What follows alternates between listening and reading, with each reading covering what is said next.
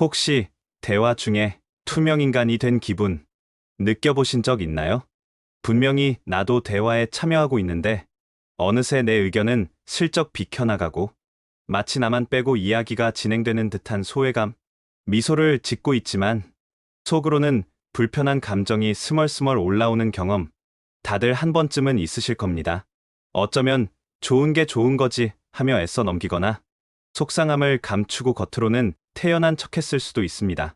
우리는 관계 속에서 원만함을 유지하려다 혹은 착한 사람이라는 틀에 갇혀 자신을 드러내는 데 주저하곤 합니다. 하지만 이제는 조금 달라져야 합니다. 오늘 영상은 여러분이 더 이상 관계 속에서 위축되지 않고 당당하게 존중받는 존재로 자리매김할 수 있도록 돕는 세 가지 소통의 방식을 소개하고자 합니다. 이 세 가지 소통 방식은 단순히 관계의 변화를 넘어 여러분 스스로의 자존감을 높이고 품격을 더하는 계기가 될 것입니다. 주변 사람들이 여러분을 대하는 방식이 눈에 띄게 달라지는 것을 경험하게 되실 거예요. 본격적인 이야기에 앞서 스스로에게 질문해 보세요.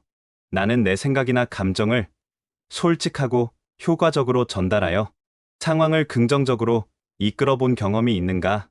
만약 이 질문에 망설임 없이 그렇다고 답하기 어렵다면 이 글이 여러분에게 꼭 필요한 길잡이가 될 수 있습니다. 지금 여러분의 마음을 가장 불편하게 하는 관계, 혹은 과거에 나를 가볍게 대했던 사람을 떠올려 보세요. 그들과 다시 마주했을 때 이전과는 다른 여러분의 모습으로 건강한 관계를 맺어나갈 수 있기를 응원합니다. 왜 이 소통 방식이 중요하며 어떤 상황에서 어떻게 활용해야 하는지 실제적인 사례와 함께 깊이 있게 다뤄보겠습니다. 이 글의 마지막까지 함께 하시며 변화의 씨앗을 심어보시길 바랍니다. 첫 번째로 소개할 소통 방식은 바로 저는 조금 다른 관점을 가지고 있어요입니다.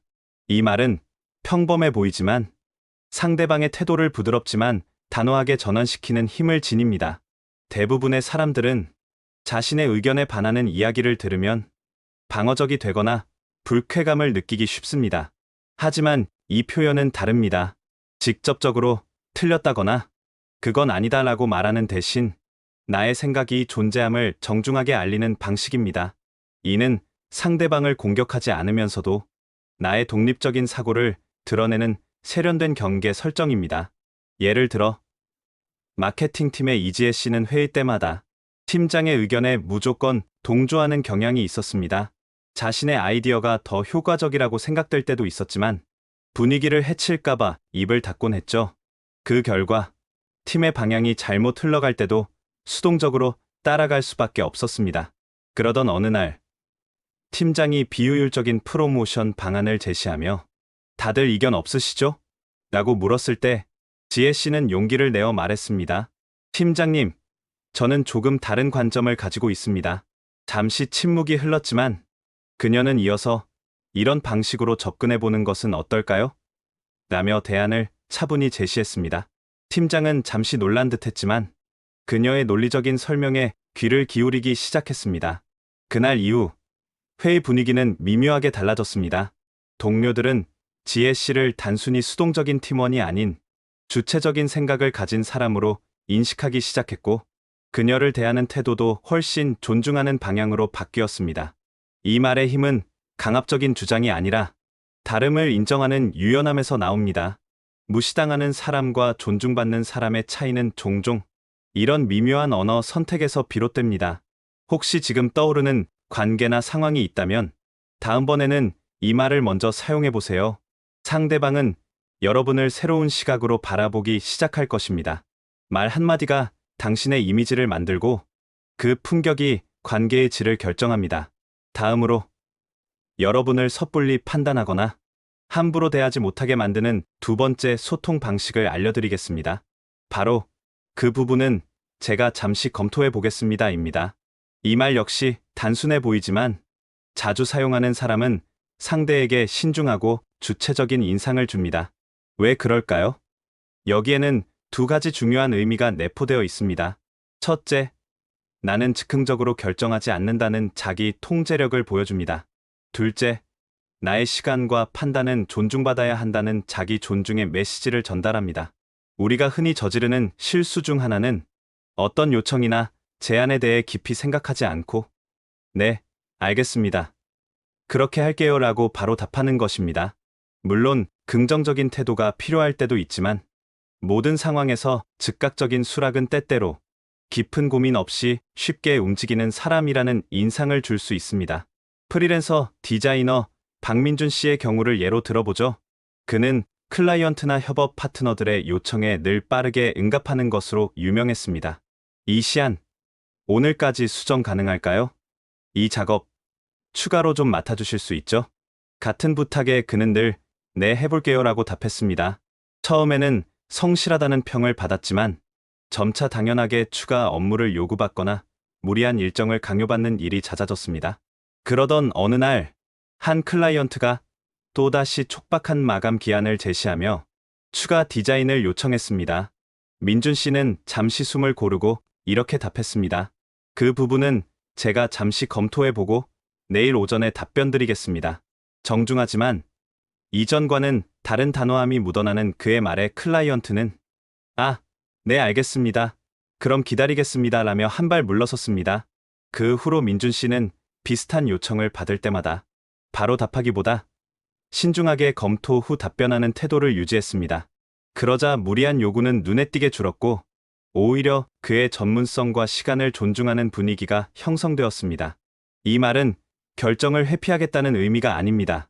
오히려 충분한 검토 후에 내가 주체적으로 결정하겠다는 의지의 표현입니다. 여러분은 타인의 요구에 이리저리 끌려다니는 사람이 아니라 자신의 시간과 에너지를 소중히 여기는 사람이라는 인식을 심어줄 수 있습니다. 그 부분은 제가 잠시 검토해 보겠습니다. 이 한마디가 여러분의 무게감을 더하고 상대방이 여러분을 함부로 대하기 어렵게 만듭니다. 또한 당장 판단하기 어려운 상황에서 스스로를 보호하는 현명한 방패가 되어줄 것입니다. 이제 상대방의 부당한 요구나 기대를 차단하면서도 품위를 잃지 않는 세 번째 소통 방식을 소개합니다. 이 말을 적절하게 사용하기 시작하면 사람들은 자연스럽게 여러분의 경계를 존중하게 되고 여러분의 단호함과 명확함에 신뢰를 느끼게 될 것입니다. 그 말은 바로 그것은 제가 담당할 영역이 아닙니다입니다. 처음 들으면 다소 냉정하게 느껴질 수 있습니다. 하지만 상황에 맞게 정확히 사용한다면 여러분의 책임 범위를 명확히 하고 상대방의 무리한 개입이나 요구를 효과적으로 중단시킬 수 있습니다. 한 중견기업의 인사팀에서 근무하는 최서연 대리의 사례를 들어보겠습니다. 서연 씨는 꼼꼼하고 책임감 있는 성격 덕분에 동료들 사이에서 신뢰가 높았습니다. 하지만 이 때문에 다른 팀의 업무 문제나 심지어 개인적인 부탁까지 그녀에게 도움을 요청하는 경우가 많았습니다. 서연 씨가 잘 아니까 이것 좀 봐줘요. 이건 서연 씨가 처리하는 게 빠를 것 같은데. 같은 말들이었죠. 처음에는 좋은 마음으로 도와주었지만 점점 당연시되고 감사하다는 말조차 듣기 어려워지자 서연 씨는 심적으로 지쳐갔습니다. 그러던 중 타 부서의 부장이 자신의 팀에서 발생한 문제를 해결해달라며 서연 씨에게 직접 지시하는 상황이 발생했습니다. 그때 서연 씨는 침착하지만 단호하게 말했습니다. 부장님, 죄송하지만 그것은 제가 담당할 영역이 아닌 것 같습니다. 순간 사무실 분위기가 잠잠해졌지만 그녀는 덧붙였습니다. 제 업무는 현재 일정대로 진행 중이며 해당 건은 관련 부서에서 처리하시는 것이 맞다고 생각합니다. 그 말을 들은 부장은 더 이상 그녀에게 말을 잇지 못했고 그 이후로 서연 씨에게 부당하게 업무를 떠넘기려는 시도는 눈에 띄게 줄었습니다. 여러분, 이 말은 단순히 책임을 회피하는 것이 아닙니다. 자신의 역할과 책임 범위를 명확히 선언하는 행위입니다. 인간관계에서도 마찬가지입니다. 여러분에게 불편함을 주는 과도한 기대, 상처를 주는 말, 여러분의 시간과 에너지를 당연하게 요구하는 사람들 앞에서 그것은 제가 감당할 부분이 아닙니다. 또는 그것은 제 역할 밖의 일입니다라고 말하는 것은 내 삶의 경계는 내가 정한다는 것을 상대에게 분명히 알리는 효과적인 방법입니다. 물론 상황에 따라 그건 제 전문 분야가 아니라서요. 그 부분은 제가 관여하기 어렵습니다. 와 같이 좀 더 부드럽게 표현할 수도 있습니다. 핵심은 같습니다. 여러분은 자신의 몫을 지킬 권리가 있으며 타인의 모든 기대와 요구에 응답할 필요는 없다는 것입니다. 이 세 가지 소통 방식, 저는 조금 다른 관점을 가지고 있어요. 그 부분은 제가 잠시 검토해 보겠습니다. 그것은 제가 담당할 영역이 아닙니다. 이 말들을 꾸준히 사용하는 사람은 부당한 대우로부터 자신을 보호하고 무시하려던 사람들로부터 자연스럽게 존중을 얻게 됩니다. 앞서 소개한 세 가지 소통 방식은 단순히 문장만 외운다고 해서 그 힘을 발휘하는 것이 아닙니다. 말의 진정한 힘은 그것이 전달될 때의 목소리 톤, 표정, 그리고 후속 행동에서 완성됩니다. 첫째, 차분한 목소리와 명확한 발음이 중요합니다. 저는 조금 다른 관점을 가지고 있어요. 이 말을 할 때 목소리가 떨리거나 너무 빠르면 불안해 보이거나 방어적인 인상을 줄 수 있습니다. 의식적으로 평소보다 조금 천천히 그리고 또렷하게 말하는 연습을 해보세요. 깊은 호흡 후에 차분하게 말하면 여러분의 말에 무게감과 신뢰감이 더해집니다.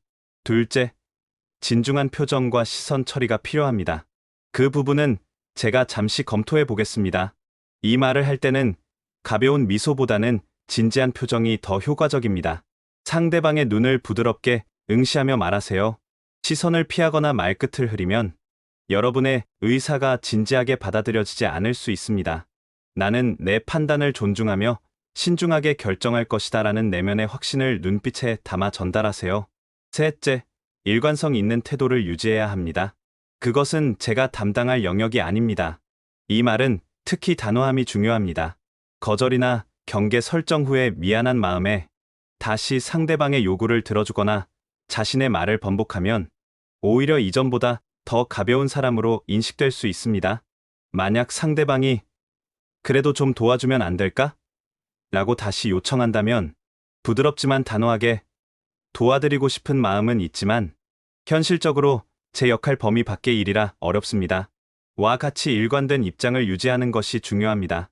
사람들은 무의식적으로 상대방의 경계를 시험하려는 경향이 있습니다. 이때 말과 표정, 태도를 일치시켜 명확한 신호를 보내면 불필요한 감정 소모 없이 건강한 경계를 설정할 수 있습니다. 처음에는 어색하고 불편할 수 있지만 연습을 통해 자연스럽게 익숙해질 수 있습니다. 이는 단순히 관계 기술을 배우는 것을 넘어 자기 자신을 존중하고 보호하는 근본적인 훈련입니다.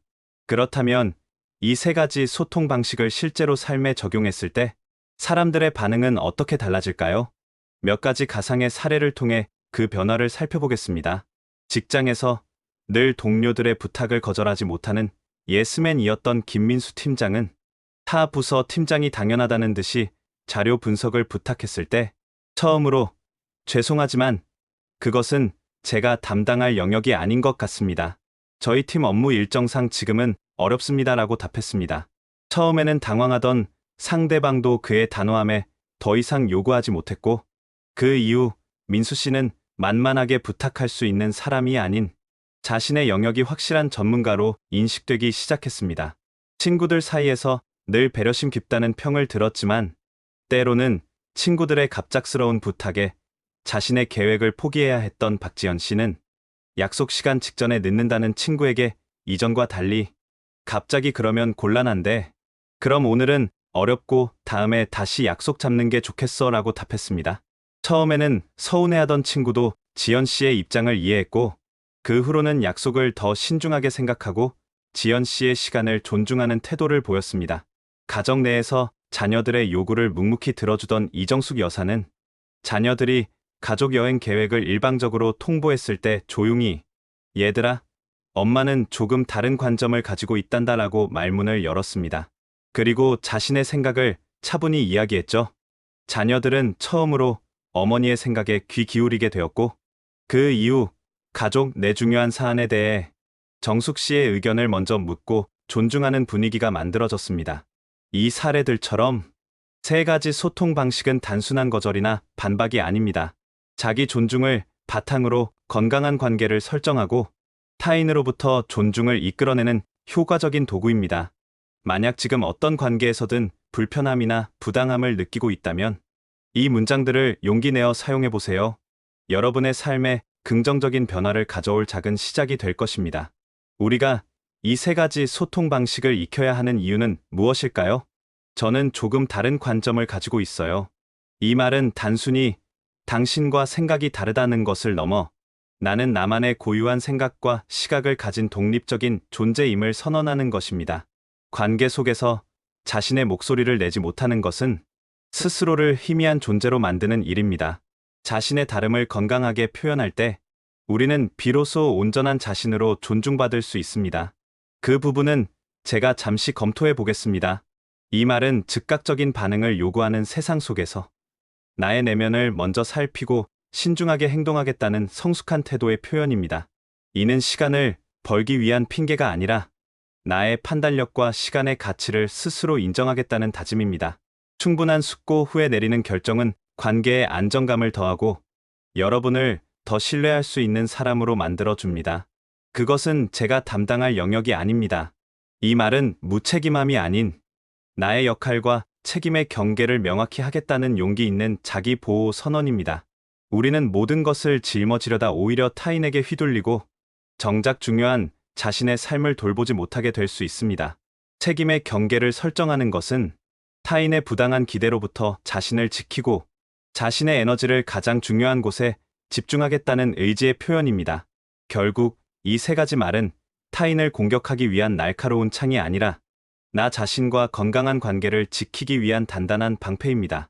부드럽지만 분명하게, 조용하지만 단호하게 이 말들을 삶 속에서 연습하고 실천해 보세요.